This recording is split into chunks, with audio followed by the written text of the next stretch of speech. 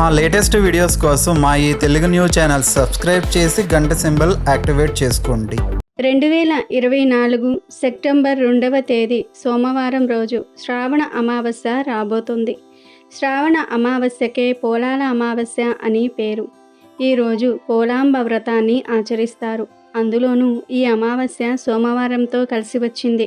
సోమవారం మరియు అమావాస్య తిథి కలిసి వస్తే దానిని సోమ అమావాస్య అని, సోమావతి అమావాస్య అని పిలుస్తారు. ఇలా కలిసి రావడం చాలా అరుదు.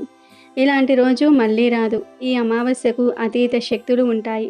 కోటి సూర్యగ్రహణాల శక్తి ఈ అమావాస్యకు ఉంటుంది. ఈ అమావాస్య విపరీత శక్తులను కలిగి ఉంటుంది. ఇలాంటి అమావాస్య చాలా అరుదుగా వస్తుంది. ఇది మామూలు అమావాస్య కాదు. అయితే ఈ అమావాస్య రోజున ఒక నిమ్మకాయను ఈ ప్రదేశంలో పడవేయండి చాలు. 60 నిమిషాల్లో మీకు ఉన్న కష్టాలన్నీ కూడా పోతాయి. మీ ఇంట్లో ధనవర్షం కురుస్తుంది. మీ దరిద్రమంతా కూడా పోతుంది. చాలా అద్భుతమైన ఫలితాలు వస్తాయి. కాబట్టి ఈ శక్తివంతమైన అమావాస్య రోజున తప్పకుండా ఈ పరిహారాన్ని ఆచరించండి. ఈ పరిహారం వలన మీకు మంచి జరగటమే కాకుండా మీ ఇల్లంతా కూడా ఐశ్వర్యంతో నిండిపోతుంది. అనేక రకాల సమస్యల నుండి మీరు బయటపడగలుగుతారు. మీకు అన్ని విధాలుగా కూడా కలిసి వస్తుంది. ఈ అమావాస్య మరియు పరమ పవిత్రమైనది. అతీత శక్తులతో కూడి వస్తుంది కనుక తప్పక ఈ పరిహారాన్ని చేయండి. నిమ్మకాయ అన్ని రకాల దుష్ట శక్తులను, నెగిటివ్ ఎనర్జీని తీసివేస్తుంది. నిమ్మకాయకు మన కష్టాలను లాగేసుకునే శక్తి ఉంది. మన జీవితాన్ని అద్భుతంగా ఆనందమయంగా మార్చేసే శక్తి ఉంది. కనుక అందరూ కూడా అమావాస్య రోజు తప్పక ఈ నిమ్మకాయ పరిహారాన్ని పాటించండి. చాలామంది మాకు కష్టాలు ఉన్నాయి, ఆ కష్టాలు తీరటం లేదు, కొత్త సమస్యలు వస్తూనే ఉంటున్నాయి, మేము ఎప్పుడూ కూడా కష్టాలు అనుభవిస్తూనే ఉంటున్నాము, మేము ఉండే ఇంట్లో ఏదైనా లోపం ఉందేమో, ఈ ఇల్లు మాకు కలిసి రావటం లేదేమో అని ఆలోచిస్తూ ఉంటారు. ఇలా మాకు సమస్యలు ఉన్నాయి, కష్టాలు ఉన్నాయి, మా ఇల్లు కలిసి రావటం లేదు, అప్పుల బాధలు ఉన్నాయి, ఆరోగ్య సమస్యలు వస్తూ ఉన్నాయి, మనశ్శాంతిగా ఉండలేకపోతూ ఉన్నాము అని బాధపడే వారందరూ కూడా తప్పకుండా ఈ నిమ్మకాయ పరిహారం చేసుకోండి. అలా చేసుకుంటే మీ ఇల్లు మీకు అనుకూలంగా మారిపోతుంది. మీ సమస్యలు తొలగిపోతాయి, అప్పులు తీరిపోతాయి. అంతేకాదు దిష్టి దోషాలు, నెగిటివ్ ఎనర్జీ అన్నీ కూడా పోతాయి. ఇంటి పరంగా ఉండే సమస్యలన్నీ కూడా పోతాయి. మరి ఇంతకీ ఈ అమావాస్య రోజు నిమ్మకాయతో ఏం చేయాలి అనే విషయాన్ని ఇప్పుడు మనం ఈ వీడియోలో వివరంగా తెలుసుకుందాము. ఫ్రెండ్స్, ఫస్ట్ అయితే ఈ వీడియోకి ఒక లైక్ కొట్టి అలాగే మా ఛానల్ని కూడా సబ్స్క్రైబ్ చేసుకొని మాకు సపోర్ట్ చేయండి. శ్రావణ అమావాస్యకే పోలాల అమావాస్య అని పేరు. ఈరోజు పోలాల అమావాస్య వ్రతం చేస్తారు. వ్రతములు కేవలం స్త్రీలకు మాత్రమే నిర్దేశించబడినవి. ఎందుకంటే స్త్రీలకు, బ్రహ్మణేతర స్త్రీలకు వేదాధ్యయన అధికార యోగ్యతను మన ప్రాచీన ఋషులు ఇవ్వలేదు. అందుకు చాలా కారణాలు ఉన్నాయి. స్త్రీలు తమ సౌభాగ్యం కోసం, తమ పిల్లల యోగక్షేమాల కోసం వ్రతాలు ఆచరించటం మనకు అనాది నుంచి వస్తున్న ఆచారం. మంగళ గౌరీ వ్రతం ప్రత్యేకంగా సౌభాగ్య సంపద కోసం నిర్దేశింపబడినట్లే ఈ పోలాల అమావాస్య వ్రతం ప్రత్యేకంగా సంతాన సంరక్షణ కోసం నిర్దేశింపబడినది. పెళ్ళై చాలా కాలమైన సంతానం కలుగని స్త్రీలు, సంతానవంతురాలైన స్త్రీలు ఈ వ్రతాన్ని చేసుకోవాలి. ఈ వ్రతంలో భాగంగా కంద మొక్కకు పూజ చేస్తారు, తోరణాలు కట్టుకుంటారు. ఈ శ్రావణ అమావాస్య రోజు నిమ్మకాయతో ఒక పరిహారం చేస్తే చాలు, 60 నిమిషాల్లో కష్టాల నుండి బయటపడతారు అని శాస్త్రాలు చెప్తూ ఉన్నాయి. ఈరోజు అనగా అమావాస్య రోజు ఈ నిమ్మకాయ పరిహారం చేసుకోవటం వలన మీ ఇంటిపై ఉన్న చెడు నరదృష్టి కూడా పోతుంది. ఈ రోజుల్లో అందరికీ ప్రధానంగా ఉన్న సమస్య ఏమిటి అంటే నరదృష్టి. నరదృష్టి అంటే మనల్ని చూసి జనాలు ఏడుస్తూ ఉంటారు. ఇల్లు కట్టుకున్నా, బండి కొనుక్కున్నా, బంగారం కొనుక్కున్నా, కొంచెం వృద్ధిలోనికి వచ్చినా ఇక జనాలు మన మీదే ధ్యాస పెడతారు. వారి దృష్టి అంతా కూడా మీ మీదే ఉంటుంది. ఆ చెడు దృష్టి వలన మీరు సంతోషంగా ఉండలేకపోతారు. మీ దగ్గర ఉన్న సంపదలన్నీ కూడా తిరిగిపోతాయి. ఆరోగ్యం పాడైపోతుంది, మనశ్శాంతి కరువవుతుంది, మీరు నాశనం అయిపోతారు. నరదృష్టి అంతటి భయంకరమైనది. కనుక ఈ అమావాస్య రోజు తప్పకుండా నిమ్మకాయ పరిహారం చేసుకోండి. అలా చేసుకుంటూ ఉంటే తప్పకుండా మీకు ఉండే నరదృష్టి అంతా కూడా పోతుంది. ఆర్థిక సమస్యలు పోతాయి, అప్పుల బాధలు తీరిపోతాయి, చెడంతా కూడా పోతుంది. ఈ నిమ్మకాయ పరిహారం చాలా శక్తివంతమైనది, చాలా పవర్ఫుల్. నిమ్మకాయ పరిహారం వలన నెగిటివ్ ఎనర్జీ, చెడు శక్తులు, నరదృష్టి అన్నీ కూడా పోతాయి. అసలు ఏం చేయాలి అంటే ఏమీ లేదు. ఈ అమావాస్య రోజున ఒక ఎర్రటి రంగు వస్త్రాన్ని తీసుకొని ఆ వస్త్రంలో ముందు ఒక నిమ్మకాయను వేయండి. ఎలాంటి మచ్చలు పుచ్చులు లేని పసుపు రంగు నిమ్మకాయను వేయండి. పరిహారాలకు ఎప్పుడైనా సరే పసుపు రంగు నిమ్మకాయలనే వాడాలి, పచ్చి నిమ్మకాయలు వాడకూడదు. ముందు ఒక రెడ్ క్లాత్ తీసుకోండి. చిన్న జాకెట్ ముక్కను లేదా చిన్న కర్చీఫ్ను తీసుకొని అయినా సరే వాడుకోవచ్చు. ఆ ఎర్ర రంగు క్లాత్లో ముందు నిమ్మకాయను వేయండి. తర్వాత గుప్పెడు గల్లులుప్పు వేయండి. గల్లులుప్పు చాలా శక్తివంతమైనది. గల్లులుప్పు నెగిటివ్ని, దృష్టిని, చెడును లాగేసుకుంటుంది. మన జీవితాన్ని అద్భుతంగా మారుస్తుంది. కనుక ముందు గల్లులుప్పును వేయండి. ఆ తర్వాత 11 మిరియాలను వేయండి. మిరియాలు కూడా చాలా పవర్ను కలిగి ఉంటాయి. మిరియాలు ఎక్కడ ఉంటే అక్కడ దిష్టి ఉండదు. మిరియాలు నల్లగా ఉంటాయి, దుష్ట శక్తులను తరిమి కొడతాయి. కనుక 11 నల్ల మిరియాలు కూడా వేయండి. ఆ తర్వాత కొన్ని నల్ల ఆవాలు వేయండి. అంటే 1 స్పూన్ అంతా నల్ల ఆవాలు వేయండి. ఆవాలకు పరిహార శాస్త్రంలో ఎంతో ప్రాధాన్యత ఉంది. ఆవాల శక్తి గురించి ప్రత్యేకంగా చెప్పవలసిన అవసరం లేదు. ముందు క్లాత్ తీసుకొని దానిలో నిమ్మకాయ వేయండి. ఆ పైన గుప్పెడు గల్లులుప్పు కూడా వేయండి. తర్వాత 11 మిరియాలు, 1 స్పూన్ నల్ల ఆవాలు వేయండి. చివరిలో చిటికెడు పసుపు, కుంకుమలను కూడా వేయండి. తర్వాత వీటన్నిటినీ కూడా కలిపి ఒక చిన్న మూటలాగా కట్టండి. ఆ తర్వాత ఈ మూటను మీ ఎడమ చేతితో పట్టుకుని మీ ఇల్లంతా తిరగండి. అంటే మీ ఇంట్లో ఎన్ని గదులు ఉన్నాయో అన్ని గదుల్లో తిరగండి. అలా తిరగటం వలన ఆ గదుల్లో ఉండే నెగిటివ్ ఎనర్జీని ఈ మూట లాగేసుకుంటుంది. అలా తిరిగేసిన తర్వాత ఈ మూటను తీసుకుని వెళ్ళి మీ ఇంట్లో ఏదో ఒక మూలన రహస్యంగా ఉండే చోట, ఎవరికీ కనపడని చోట పెట్టండి. వంటగదిలో కానీ, హాల్లో కానీ, బెడ్రూమ్లో కానీ ఎక్కడో ఒక చోట ఏదో ఒక మూలన పెట్టండి. పెట్టి అలా 48 గంటలు వదిలివేయండి. అంటే 2 రోజులు అలా వదిలివేయండి. 2 రోజుల తర్వాత ఆ మూటను తీసి దానిని ఎవరి కంట పడనీయకుండా తీసుకుని వెళ్ళి 3-4 రోడ్లు కలిసే చోట పడవేయండి. అంటే రోడ్లు కలుస్తాయి కదా, జంక్షన్ అవుతాయి కదా, అలాంటి చోట పడవేయండి. పడేసి వెనక్కి తిరిగి చూడకుండా ఇంటికి వచ్చేయండి. ఇంట్లోకి వెళ్ళే ముందు కాళ్ళు చేతులు కడుక్కొని వెళ్ళండి. ఇలా ఈ చిన్న పరిహారం చేస్తే 60 నిమిషాల్లో ఖచ్చితమైన ఫలితాలు వస్తాయి. మీ ఇంట్లో ఉండే నెగిటివ్ ఎనర్జీ, దుష్టశక్తులు, మీ ఇంటికి ఉండే నరదృష్టి, మీకు ఉండే ఆర్థిక ఆరోగ్య సమస్యలు అన్నీ కూడా పోతాయి. 60 నిమిషాల్లోనే మీకు మార్పు చూస్తారు. ఏదో ఒక శుభవార్త వింటారు. మీ కష్టం నుండి బయటపడే మార్గం తెలుస్తుంది. కనుక ప్రతి ఒక్కరూ కూడా ఈ శ్రావణ అమావాస్య రోజు ఈ చిన్న పరిహారాన్ని చేసి శుభ ఫలితాలను పొందండి. అమావాస్య సోమవారంతో కలిసి వచ్చింది కనుక దీనినే సోమావతి అమావాస్య అంటారు. ఇది చాలా శక్తివంతమైన అమావాస్య. సోమావతి అమావాస్య శివరాత్రి కంటే గొప్ప పర్వదినము. కోటి సూర్యగ్రహణాలకు సమానమైన శక్తి ఈ రోజుకు ఉంటుంది.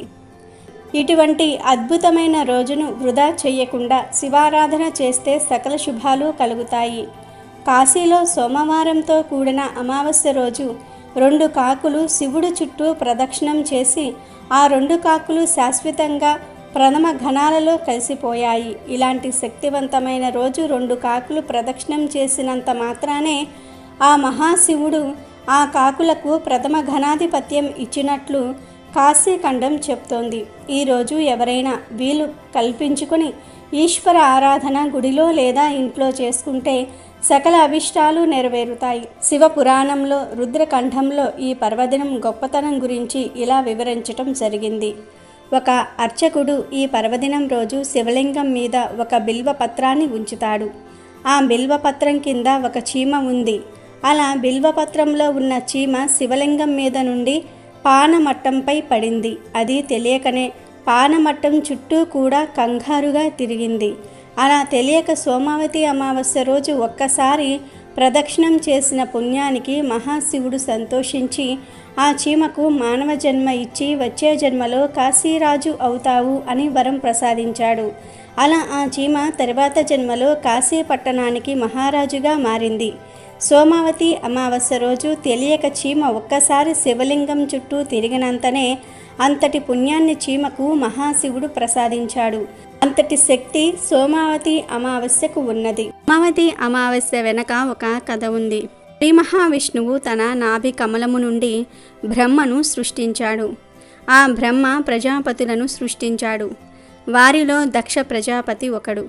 దక్ష ప్రజాపతి తన కుమార్తెలలో 27 మందిని చంద్రుడికి ఇచ్చి వివాహము చేశాడు.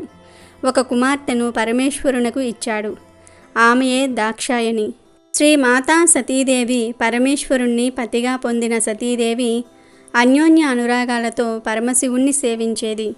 ఒకసారి సతీ తండ్రి అయిన దక్షుడు అహంకారానికి వశమవుతాడు. అది ఎలా అంటే పరమశివుడు ప్రతిరోజు సాయంత్రం నాట్యం చేస్తాడు. అందుకే ఆయనకు నటరాజు అనే పేరు కూడా వచ్చింది. ఆ నాట్యం చూడడానికి ముక్కోటి దేవతలు వస్తారు. దక్షుడు కూడా అలా శివుడు నాట్యం చూడడానికి వచ్చేవాడు.